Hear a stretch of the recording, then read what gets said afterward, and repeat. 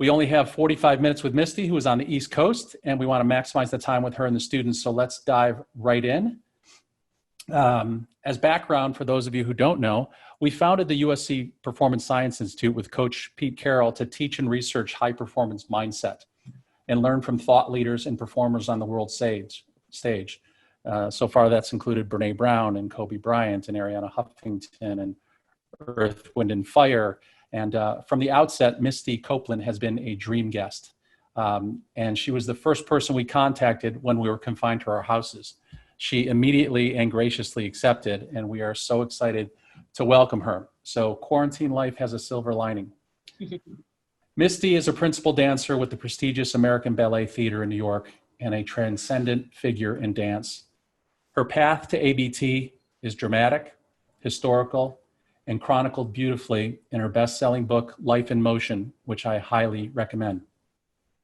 She is sought after in business and brand endorsements, and is the only guest in the history of our series with a Barbie doll made in her likeness. Let's give a warm and silent welcome. Please welcome Misty Copeland, everybody. Hi, thank you so much.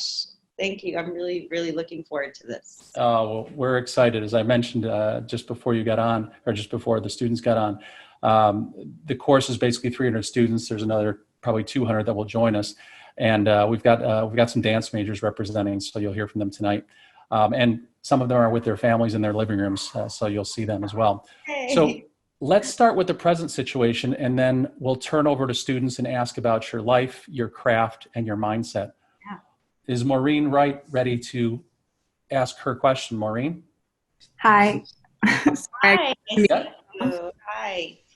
Hi. Okay, so I had a question for you. In the wake of the quarantine and you sort of having to put a pause, obviously, on your life and your life performance, do you have a specific daily regimen for working out or for practicing mindfulness about your workouts, or just anything that you can recommend or that you do? I would really love to hear that. Yeah, it's been quite a shift, I think, for everyone, but dancers and athletes, just, who are used to getting up and going nonstop.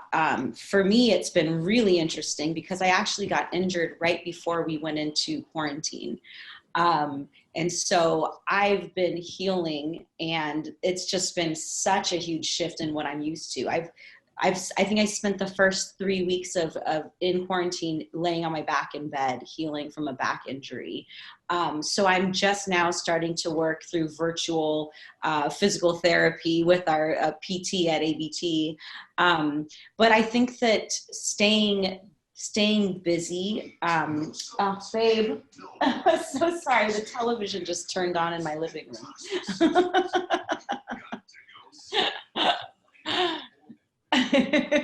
That was my husband running across the back there. Oh, that's funny.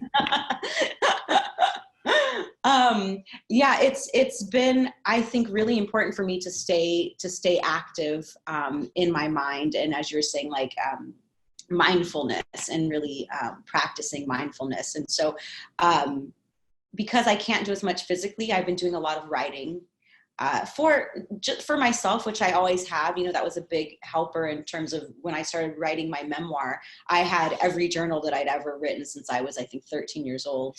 But writing for me is so cathartic, as well as just like another way of expressing myself, as well as cooking.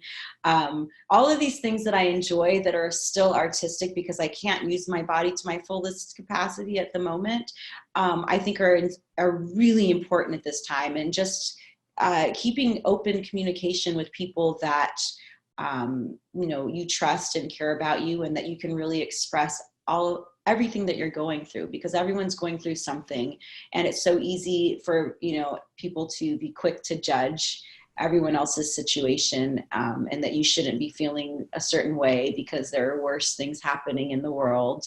So I think it's important to keep a support system around you where you can really express what you're going through.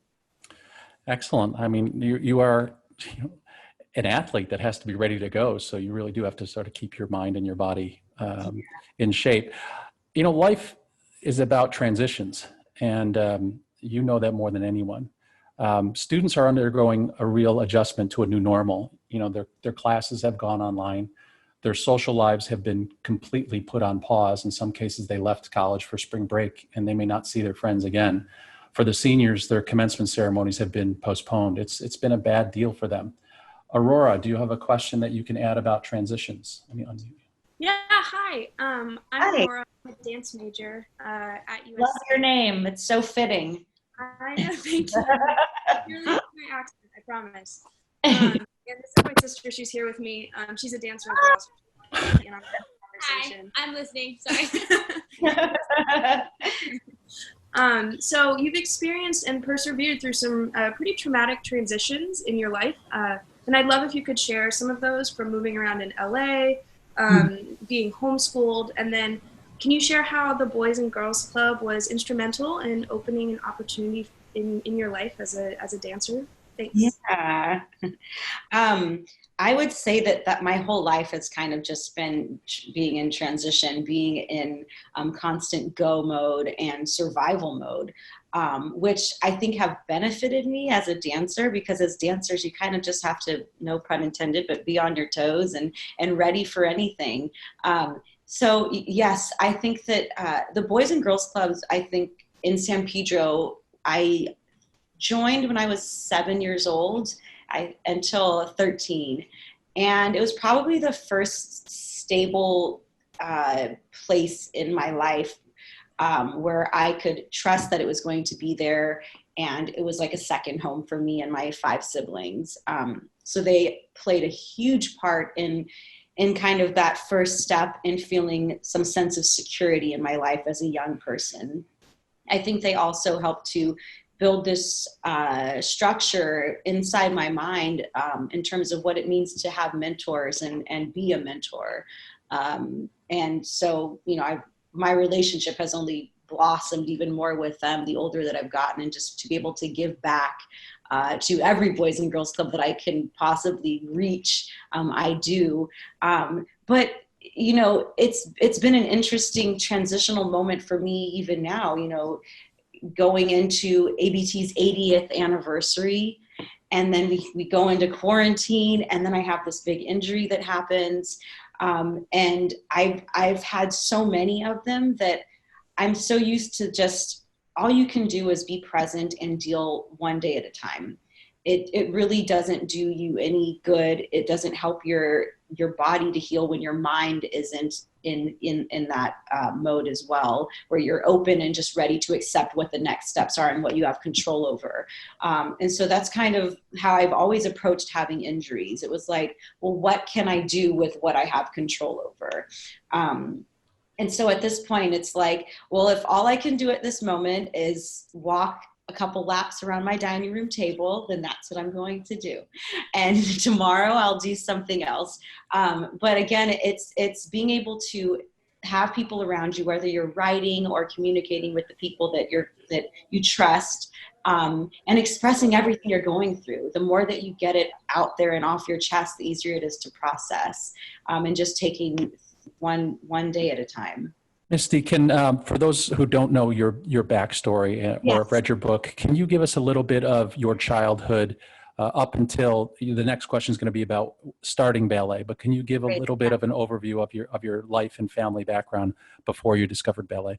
Okay, I was born in Kansas City, Missouri, and I was the 4th from my mother's second marriage.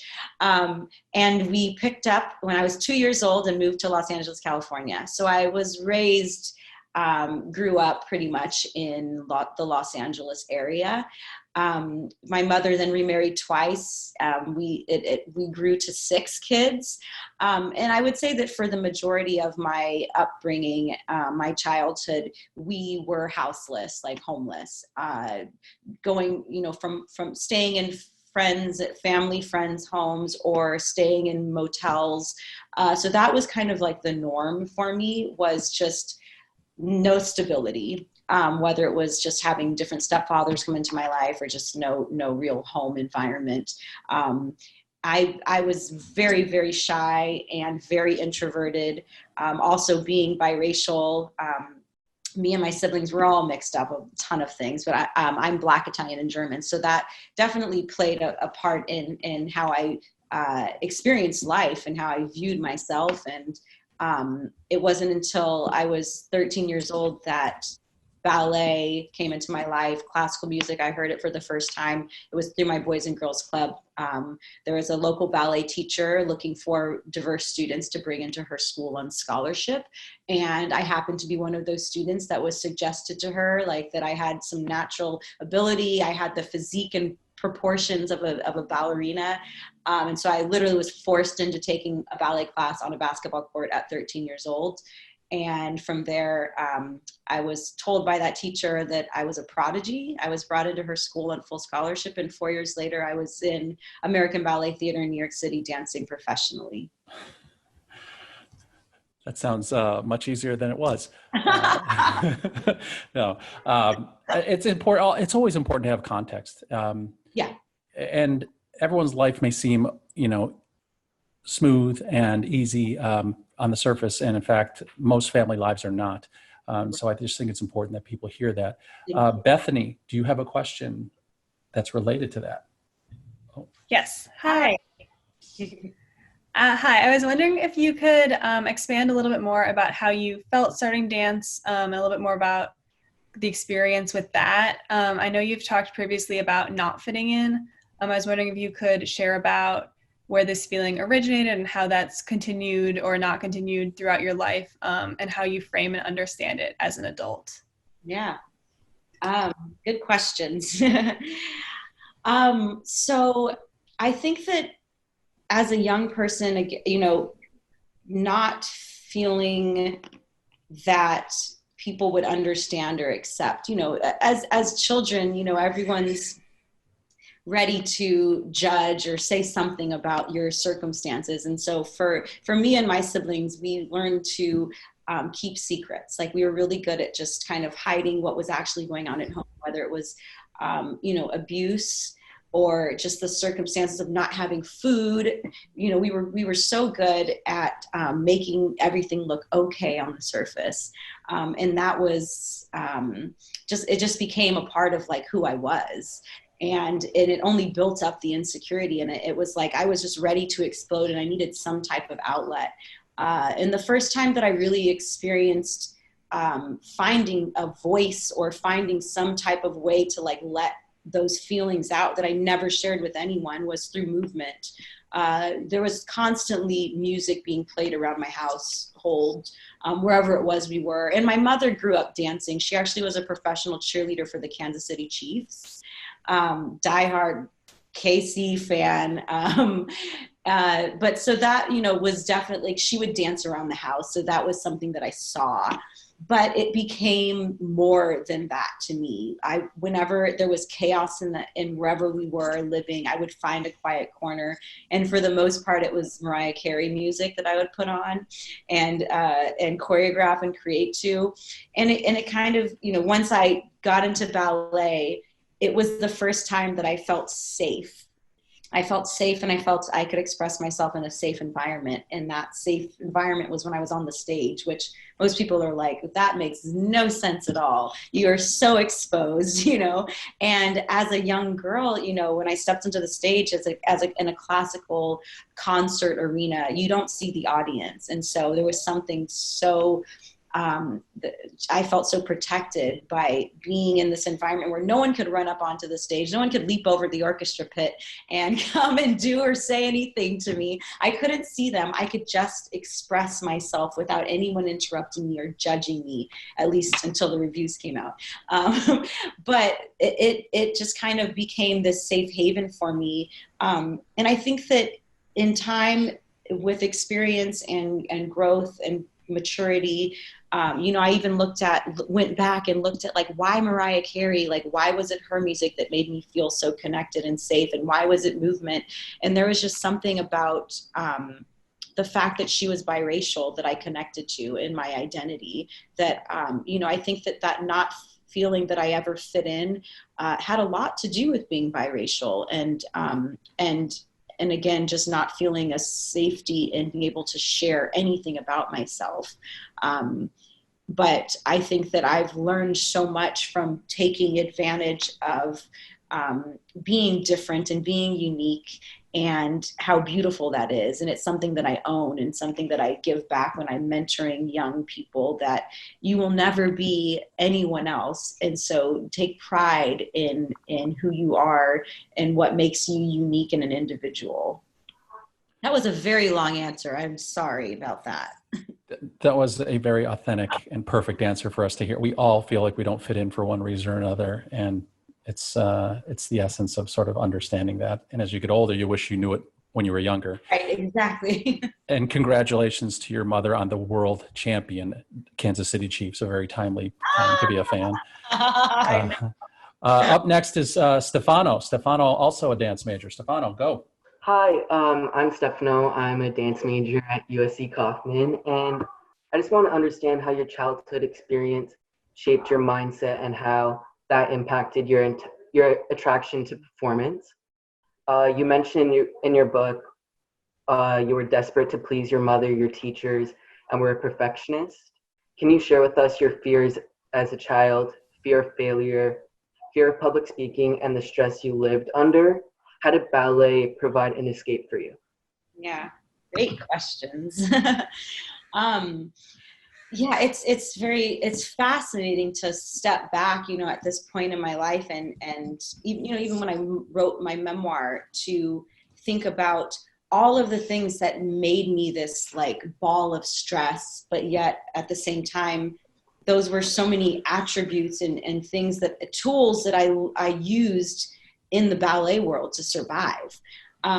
So it was kind of like, I went through all of this, but it kind of was worth it because it prepared me for the ballet world. I can't think of a better way for me to have been prepared than to have dealt with, just rejection, never feeling that I had security.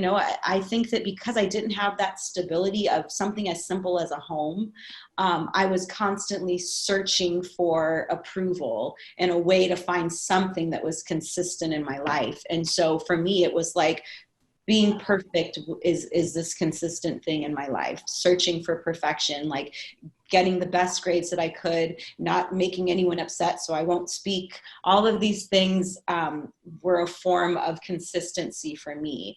But in the end, that's not reality. Like something's going to break. But coming into the ballet world, I think that it gave me like a tough skin, and it allowed me to survive certain situations that I think, most people probably couldn't. It's hard enough to be in that training process and get to a professional level and still have the fire, still have the stamina and will to keep going. And then you're dealing with being in this competitive environment and being like a small fish in a big sea. And on top of it, I was the only Black woman in my company for over a decade. So I felt like everything that I experienced in my youth, it was like, if I can get through all of that, like, ballet world is going to be nothing for me. And so that was kind of like my approach. But I think that looking back on it, it's like you have to have a balance of vulnerability and strength, and the hard stuff, the grit, mixed with the openness and vulnerability. I think just as a person, but as an artist, you can tell when dancers are being genuine and open and vulnerable on stage. Those are the artists that you're drawn to. It's that honesty. And for me, like, there's no way that I could be the artist I wanted to be if I didn't let down those walls. So it's been just a journey of finding that balance of being open, but still using those tools that I learned throughout my childhood that got me here. It's interesting, to not feel comfortable, to not feel like you fit in, but you mentioned being a survivor and desperate. And you see this in entrepreneurship, you see it in a lot of outliers, is that there really is no turning back, because you don't want to go back to that place that you came from. And I sort of can relate to that as well. And so I would bet on people that are desperate. I would bet on survivors. You did talk about some of the traits of a successful ballet dancer. Grace is going to ask another one. You talked about vulnerability and trust. Grace, are you ready to ask the second part of your question? Hello. So my question is, as a dancer yourself, what do you think is like the traits of a successful ballet dancer? Yeah. Oh, that's really hard. It's hard because everyone has something special and different, and I don't believe in a real kind of path or set structure that should exist in order for you to be successful. And I think that I'm proof of that. And I think had I limited myself to that way of thinking, that I probably wouldn't be where I am in my career. I feel like a lot of dancers that I've come into contact with firsthand who have become big superstars. I'd say the majority of them were not initially accepted into the companies that they're in. They were told they don't have the right body type. They were told so many things, and they found a way to prove and show their uniqueness and something that makes them special and that people are drawn to. And I think that's been my power, is not allowing people to tell me what should be. It's been a long journey of getting to that point where I felt that I believed them and I was confident in that. But it's true. I mean, I think that the beauty of being in live theater is that people come in and they want to be moved and they want to have an escape, and they're coming in open and honest. And so the more open and honest the artist is, it's not about the package you're in. It's not about measuring, the length of from your ankle bone to your knee and like how you're the width of your shoulders. But it's about being able to transform and make people feel something. And I feel like that's been a real strength of mine, is just like using all of the things that I've experienced, whether bad or good, throughout my life, and channeling that into my art. Most of us are not going to be ballet dancers, although there are some on the call that will. But there's some things that we can work on. You talked about vulnerability and trust. I also want you to talk about punctuality. When you were younger, I think you were driven an hour in each direction to school or to ballet class. Did you ever miss a class? Were you late or were you early?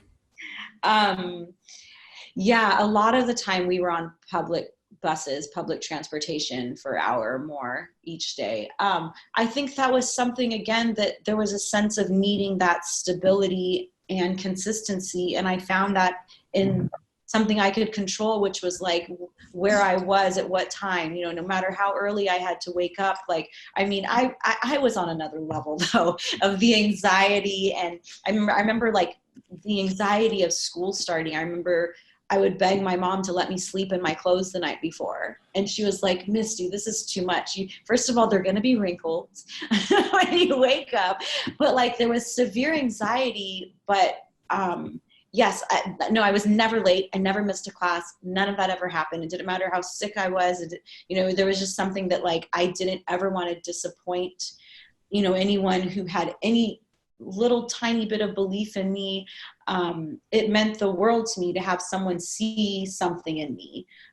So my punctuality and all of that drive to get to where I needed to be on time, I learned that from my mother, but also just to prove to people that like I was worthy of becoming something.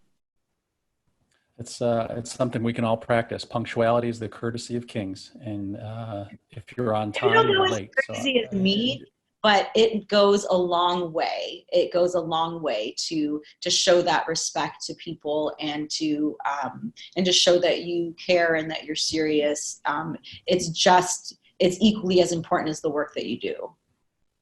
Yeah, we've interviewed some exceptional performers, and when we were talking to Kobe Bryant a year or so ago, he talked about practice. Bansini Doshi's got a question about mastering your craft and your attitude towards practice. Hi, it's really inspiring to hear you speak. I had the opportunity to see you perform at the AMAs last year, and it was absolutely incredible. So about practice, like you've said that there's no shortcuts in ballet, but most people don't usually enjoy practice, kind of view it as like a necessary stepping stone towards performing. How do you embrace practice, and how long do you expect to continue taking ballet lessons? Yeah. Well, I mean, if you guys could hear from anyone who was the greatest at that, it was Kobe. And I was so fortunate to have known him personally, and to see what a high standard he set for so many, a high bar. Um, it's everything. You know, the training will never end. That's not something that, you know, as human beings, and what's so special about us is, you know, we're not robots. You can't just program us and then press save. We're constantly changing and evolving, and that's the beauty of it. You have no idea, like as a performer, as a dancer, I have no idea what my body's going to be like from day to day. I mean, I can have somewhat, you know, control over it in terms of how I take care of it, and the conditioning and, you know, body treatments afterwards, but you can't predict what your body's going to be like. And so the training part of it is such a huge thing. So for as long as I'm performing on a stage, I will be training and taking a ballet class. Like, that will never end. But I think that the mindset should be that the harder that you train and put in the work, you know, whether it's preparing, whether it's reading, and whatever it is that you're doing to prepare for what you're doing, that's the work. When you're performing, you know, you shouldn't have to be thinking or working. It should become second nature. And that's why we practice so hard. And then you can enjoy it when you're in those moments. You know, it's something that, you know, the choreography for us, or the technique, or thinking about what the steps mean, that's what you're doing in the studio. You're practicing that, so that when you get on the stage, you know, there are so many things that are out of your control that you don't want to be distracted by. If you're like, oh my gosh, technically, what am I doing? You have to be prepared to just adjust and be in the moment and living as that character in the moment. So if someone in the orchestra, I don't know, flubs something, you can't just kind of be removed from yourself. You have to be ready to adjust and go from there. Thank you. Great response. Just for people who don't know the career of a ballet dancer, what sport is it closest to in terms of career longevity and ability to sort of remain at the top? And I know you will break all those limits, but basketball, I feel like it may be comparable in terms of age, but so it's different for men and for women. You know, we start professionally between the ages of 16 and 19, I would say. For a woman, if you are in the corps de ballet, which is the large body of dancers that kind of frame and create the setting, frame the soloists and principal dancers, they dance the most. So they're probably on every act. If there's 4 acts in a ballet, that's a 3-hour ballet. I would say that they go into their late 20s, early 30s before they retire. As a soloist, which when you're featured, a woman would probably go into her mid 30s. And then as a principal dancer, as a ballerina, I would say 40, but some ballerinas go into their early mid 40s. So I'm 37. So we'll see. hey, if Brady can sign a new contract at 42 or 43, you've got some room. Charlotte, is Charlotte ready to go? Hi. Hi. First of all, Missy, thank you so much for speaking with our class today. My question for you, I know that ballet requires constant striving towards perfection. How do you define perfection, and how do you square that with the unhealthy push for perfection in our lives and our career paths? Yeah. That idea, that word perfect, like, it doesn't exist. It's not possible. I mean, I think that it's okay. Like, I used it early in my career as like a tool, something that pushed me and gave me like this fire, because I knew I was never going to reach it. But even just thinking of using that word to me feels very negative. And when I just think about, you know, your generation and having to, you know, not having to, you don't have to be on social media, but, you know, being on social media and seeing this idea of perfection, or what, you know, beauty is, kind of being shoved at you all the time, I think it's just so unrealistic. Like, my idea of perfection is in the eye of the beholder. So, you know, whoever's in the audience and watching, like, everyone's going to have their own idea of what they see as beauty. And that's the beauty of being a human being. And so I think that, you know, for me, like within myself, my idea of perfection for me is just being fulfilled each day. So that idea of perfection can change from day to day. So, you know, I may fall on my butt in a performance and still feel that the performance is perfect. You know, we've got about 10, 12 minutes left. And so I want to start pivoting towards a couple other things. We've got some time, but Sierra Plitt, is she available to ask a question? Because this person has a very special place in our class, and I'll tell the story after she asks your question. Hi, I'm Sierra. I'm also a dance major here at USC. Can I just say, first of all, you are my idol. I've read your book twice. But my question for you, as a woman of color, because I'm also biracial, trying to create a versatile career for myself, I've found throughout my life that I've been told by past teachers that I most likely will only find success in specific dance avenues and styles, such as like hip hop and commercial dance, or even musical theater. I've been told in my past life, or in my past, not my past life, to having careers in those industries, but I'm also striving to be as versatile as possible, and I can see myself being successful in other avenues of dance. So my question for you is, how have you been able to shed labels about your dancing abilities in relationship to your race? Really, really great questions.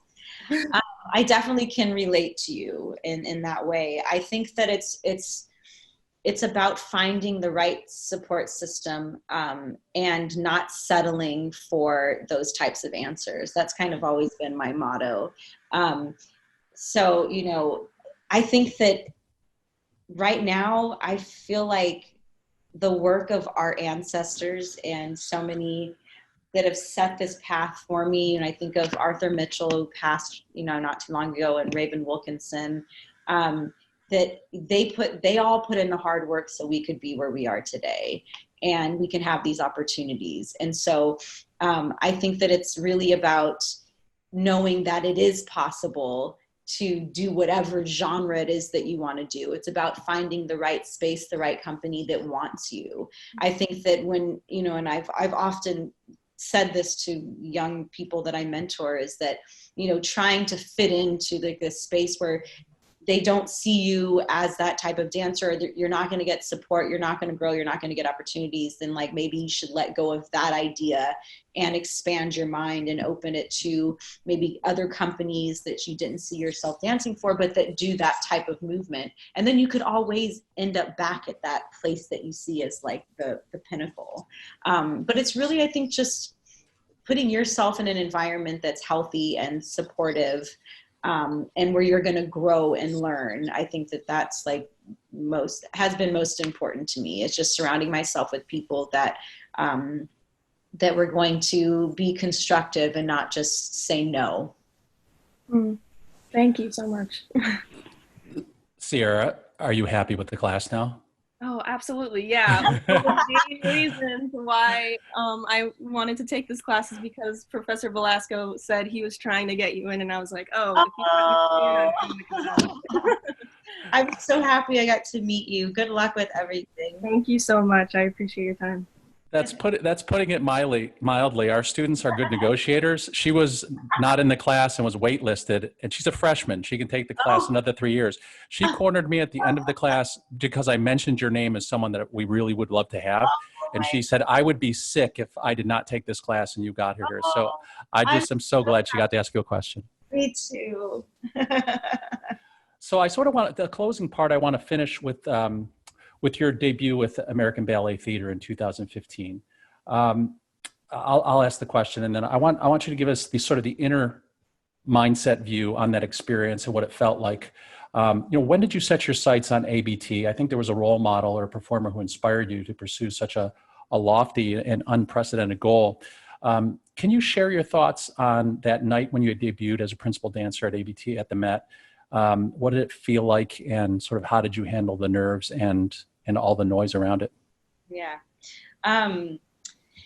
Well, when I first started dancing, again, I knew nothing about ballet, and my first ballet teacher, I mean, she's a very smart and creative woman. And I think she always knew that the company, when she thought of like major ballet companies in America, ABT was probably the one that was going to accept me most easily, being a Black woman. You know, they're so culturally diverse, and they never really had a set school. They have a school now, but they accepted dancers from all over the world with different backgrounds and training in classical dance. So ABT was the goal from day one, just because as a Black woman, that made the most sense, and especially starting at such a late age. Paloma Herrera was my idol. And it's hard to pinpoint exactly. I mean, she was unbelievable. And there were certain, like, she was the first live performance I ever saw of ballet. I saw Paloma Herrera and Angel Correa at the Los Angeles Music Center perform Don Quixote. And Paloma was a new principal dancer. She was 19, and Angel still was a soloist. He was like 21 or something. So it was a very exciting time. And I think that I saw that, like, wow, she's young and she has this fire in her. And I think I saw myself through her. But there was a long journey to becoming a principal dancer from that moment when I first saw ABT. It's rare that a dancer is given an opportunity to do their first leading roles in classical ballets like well into their 30s. And I think I was 29 when I did The Firebird, but I was 32 when I was promoted to principal dancer, which is considered like ancient, and that like doesn't usually happen. And so, the first time that I was on stage doing The Firebird, that was a very interesting season for me. I wasn't promoted for a couple of years after that because I had a severe injury, but I would say The Firebird was really the first time that I was stepping into that position of feeling like all eyes were on me. And that's very unusual for someone who is considered being promoted, that the New York Times is coming to every single one of their firsts and critiquing whether or not, if they fall out of this step, will they be promoted. Like, that is a very unusual situation and circumstance for a dancer to be in. And I would say for about 2 months, I really, really struggled and was falling apart, like to the point of, where I couldn't perform on stage, that type of anxiety. And I'd never experienced that my entire career. And it was really just having, again, amazing support and people that were in my ear that, like, those people don't matter. The critics don't matter. Like, you have been on this path, and the people that are promoting you are the artistic staff who've known you since you were 16 years old, and they've seen your journey. And it's about what they see in you and the potential, not about the performance that you put on where you're being tested. And so I would say that was probably the only time in my entire career that I felt that type of anxiety. But once my first season as a principal dancer, I felt so free. It was just like a dream come true.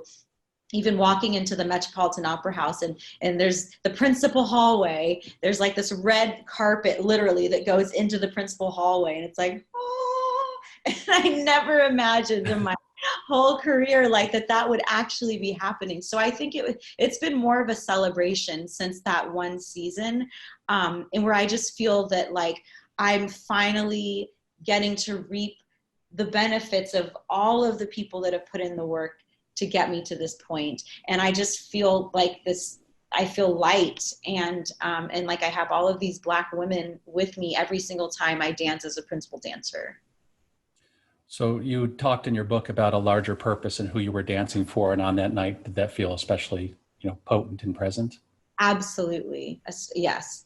It feels that way all the time now, to be able to see the people that come to see me perform after the shows, and to see the diversity. Now my mission is just to keep that going, that it's not about me. It's about keeping the diversity on the stage, in the audience, behind the scenes. But it means the world to me to see that young people of color, they see themselves through me and other dancers that are on the stage now, and want to be a part of this art form because they feel that they belong. Well, I want to bring someone in who was there that night. But before I say that, I want you to know that Misty burst onto the stage that night wearing what colors, Misty? Do you remember? red and gold and. We'll call it cardinal and gold, which are USC colors. So we love that. But I want to bring someone in to the conversation now who is there, who is sort of an icon in dance, not just in Los Angeles, but worldwide. A famous choreographer, teacher.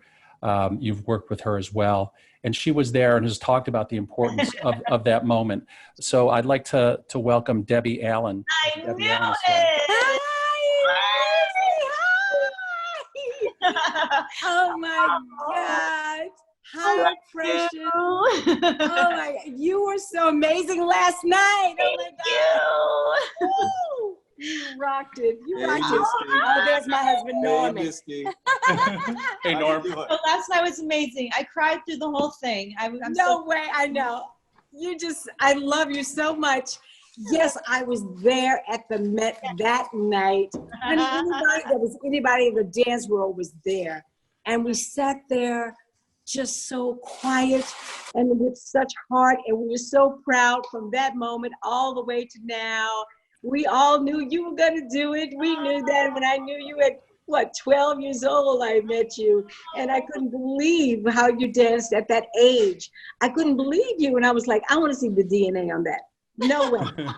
She always had this power and these beautiful lines and just elegant and so ready to work and learn. And you are such the right one to be in this fold for everyone to watch and to follow. You're creating a path for millions of young people. And that means so much to us because I know when I was coming, I didn't have someone like you. And it's so great that you are there for all of us. And we love you and thank you so much for your generosity and how you care about every aspect of the theater. The audience is important to you and the diversity and just, not leaving anybody behind. Just thank you, Misty Copeland, for being the firebird that we love.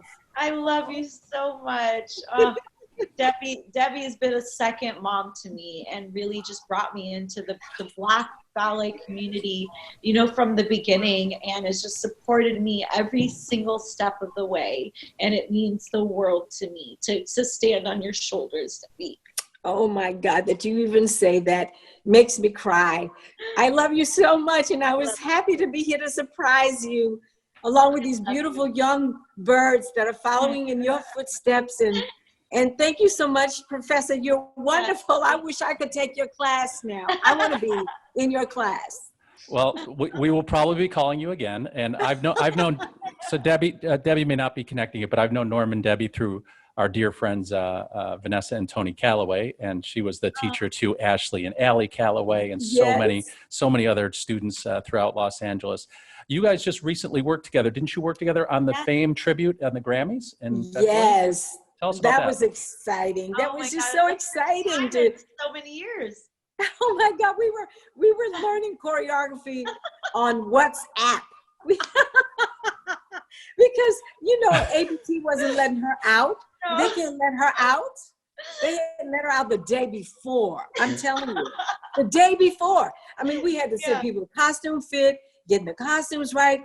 But it was so exciting. And when she got there, and she was so generous to all of my kids, and everyone there loved you even more. They always admired you, but they love you even more having worked with you and watching how you work so tirelessly. The way you got off a plane, child. She got off a plane, honey, and did her tendus and plies and then did the choreography. Then went to rehearsal. Oh my God. I'm telling you, it was great. It was great. You taught me that discipline, and you're teaching all of your kids that too. You guys are just, really pillars in the dance community to have you both here in our class to brighten our students' semester, especially the dance majors, but all of us. I mean, you've taught us so much tonight about mindset to be, one of the greatest athletes and performers in the world. When we think of Serena and LeBron and Joy. I mean, you just keep naming them. Music, the arts. It is Debbie Allen, and it's Misty. So to have both of you here, we have two students that would like to make a presentation to sort of bring us closer to a close. So Debbie, I want you to stay because this does relate to both of you. I'm going to stay. Oh, that's wonderful. Amaria Stern and Anijah Lazama. Hi, Misty. Thank you so much for speaking tonight. My name is Amaria. I'm a senior majoring in dance at the Kaufman School, and hearing you speak has been such a full circle moment as I think about my journey growing up as a Black girl in conservatory programs. And you've not only been a household name, you've been such an example of transparency and honesty, like you were talking about earlier. And it's just truly an honor to meet you. Thank you. You too. Hi, Misty. Hi, Debbie Allen. Thank you so much for joining us today. My name is Anijah Lazama, and I'm a sophomore majoring in dance. Like Amaria, I have grown up admiring you both and your body of work.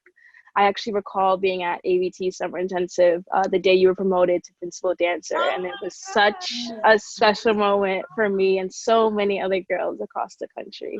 From reading your book, Life in Motion, to keeping up with all your accomplishments, you've not only taught me how to succeed despite adversity, but you also dedicate yourself to what you're most passionate about, whether that be showing up on time to rehearsals and, you know, down to what you eat and just what it takes to be a performer on the world stage. Not only does your talent and physical skills separate you from the rest, but your determination and will to succeed are what inspires me and many other African-American ballerinas like myself to continue moving forward. It's such an honor to speak with you. Thank you so much. Thank you so, so much. So Anijah and I are both scholarship recipients of the USC Performance Science Institute, which teaches the science and practices of a high performance mindset, which you've clearly just shown us over your entire career. And in the past, PSI has presented and recognized legends like Kobe Bryant, Brene Brown, Pete Carroll, Ariana Huffington, and Earth, Wind, and Fire. And through your story of just dedication and perseverance and grit and setting your mind to dancing with AVT, you embody exactly what the Institute teaches. And me and Anijah are very proud to present to you with this year's Mastery and Mindset Award. Congratulations, and thank you so much for everything that you've taught us. Ms. Allen, thank you so much for everything you're teaching. You've always taught us. Yeah, congratulations. Thank you. So beautiful. Much. Beautiful. Well, we, unfortunately, award and engravers are not essential businesses, so we don't have that made for you yet, and we will be sending that to you as soon as they reopen. But we couldn't think of a better person to honor in terms of mastery and mindset.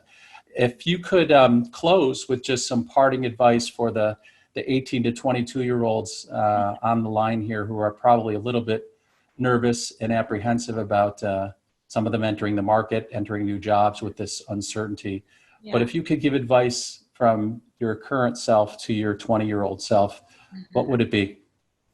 I mean, I feel like there's such a silver lining in this moment, and it's really what I've been realizing is that this generation has so much power and creativity to create a new way of doing things. And I feel like we're kind of at a reset moment right now.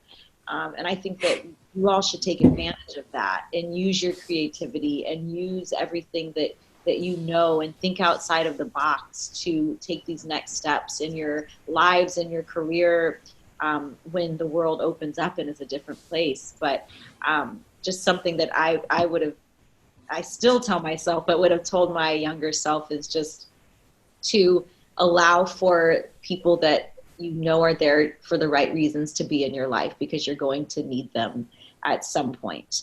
And it's so important to have love and support and mentorship around you at every turn, because when you just don't have what it takes to believe in yourself on some days, they're going to be there to be that for you. And so just stand proud, know that there is a future for you in this new world, and that you guys hold all the power for our future. That is a wonderful way to finish. I want you to turn on your gallery view, if you know how to do that up there, so you see a bunch of student faces, because when we sign off, you're going to stay on. and you're gonna watch several hundred students waving and thanking you. Oh. So we wanted, look, this is the introduction to Misty and to Debbie. I want to thank Gilda Squire for making it happen. But we will bring you to USC in person when you come to California, and we will show you how we roll out the cardinal carpet for you. We could not be more thrilled. So let's all say thank you, goodbye, and wave to Misty Copeland and Debbie Allen. Watch this as everyone signs off. All right, sign off, everybody, and go to the next class. We will convene in 10 minutes. Bye. Love you. Look at that. Look at that. So cool. Look at that. People are watching with their parents sitting on the floor, their siblings. Look at that. The word got out a little bit. This is awesome. Bye, everybody.